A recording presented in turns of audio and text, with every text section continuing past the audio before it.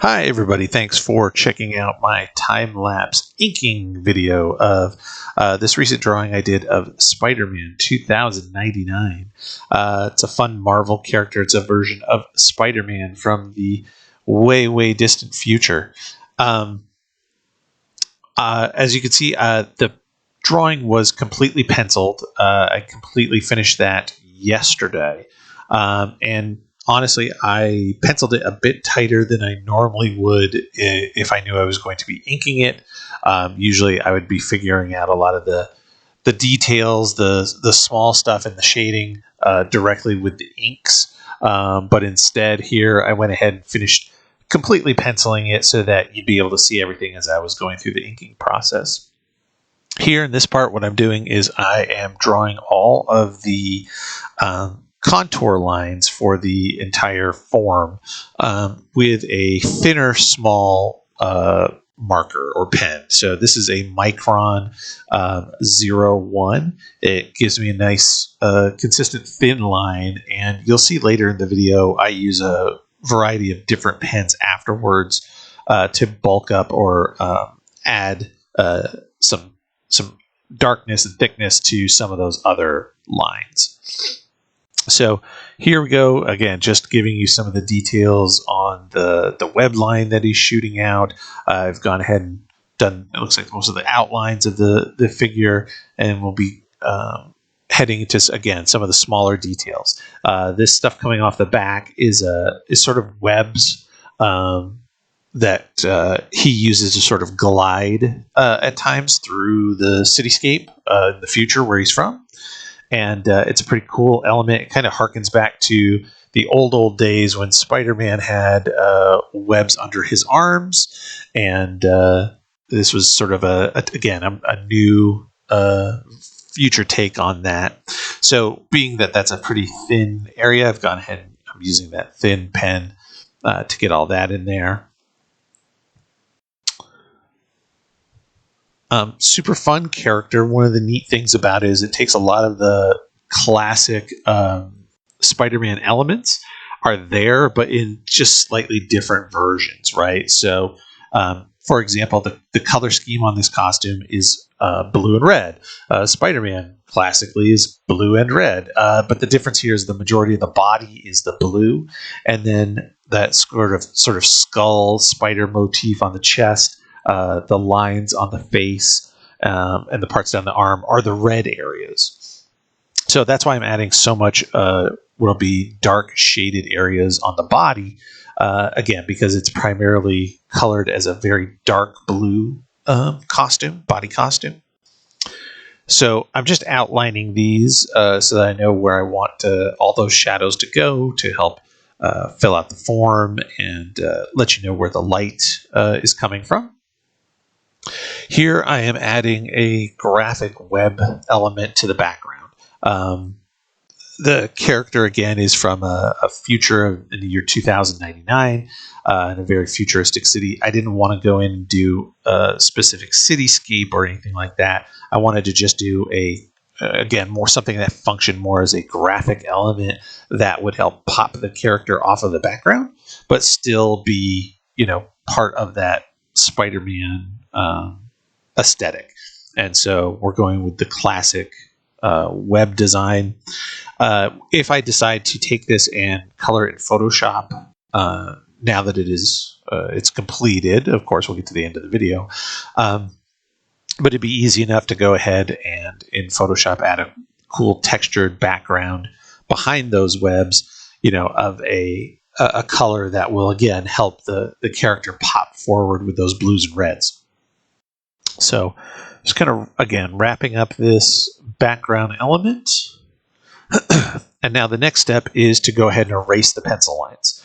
So there's a lot of pencil, there's a lot of graphite on there, and I'm using a kneaded artist eraser. So it's sort of it's a gummy kind of rubbery eraser that it's like hard modeling clay almost. You can shape it in your hand, you knead it, and that helps take the graphite off of the page without pulling the ink lines off as well.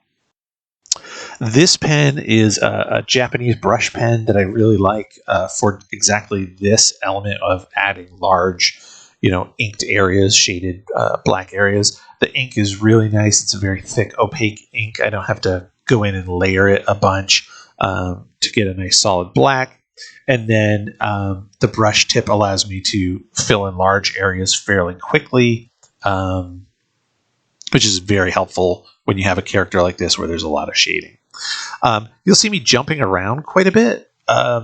Start one side, the top, and move to the bottom, and left to right, and things like that. That is because the ink, the more ink you put down, it is wet, and you can smear it if you're not careful. And I don't know if it's because I'm a left-handed artist or if right-handed artists have the same problem, but I've always had an issue with smudging or smearing at times. So you'll see that's one of the reasons why I kind of jump around sometimes as I'm going through this inking process. So here I'm going back in. This is cool. It's a flexible pen, so it has a nib or a tip on it that is, I don't know if it's nylon or what it's made of. It has a firmness to it, but if you add pressure, you can. It is slightly flexible, and so in areas that are darker, like the outside of that leg right around there, I can add more pressure on the pen, and I'll get a much thicker dark line. And if I want to go, and add a light touch, I can get a nice thin dark line around in the areas where the light is hitting the character. That is something that helps create the form and help build that element of three-dimensionality on a 2D page. The other thing that you do as well is things that are closer to the eye of the viewer would have a thicker and darker outline around them. As things move back into space, the contour around them gets thinner, lighter. So here we're able to, I'm able to, again, add some of that illusion of depth and space by giving you a big, thick outline around like the web line coming out of his hand itself. And then, of course, as I mentioned, the dark edges that are away from where the light is coming. So when you put all that together, all we're trying to do here is, again, create that illusion of form, that the muscles are round and shaped, and the figure is three-dimensional.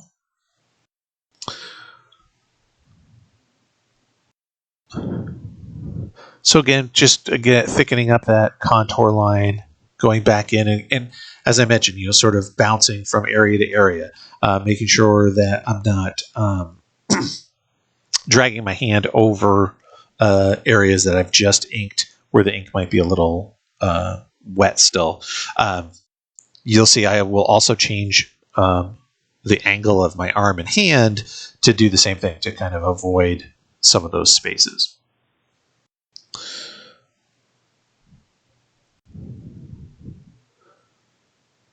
So kind of finishing up this contour area. Now starting to get into some of the interior lines as well. Finishing up that shading on the face. Again, fun design, cool character. I really, really like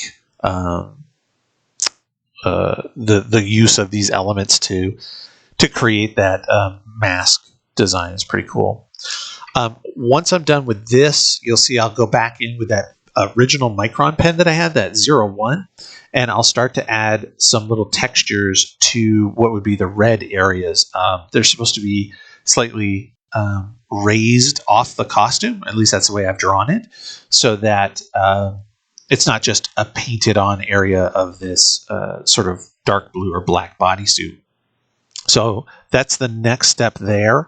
And then once I'm done with that, I finish it up with adding some slight feathering to the shadows. So as you can see, most of the real solid dark areas are very black with a hard line around them.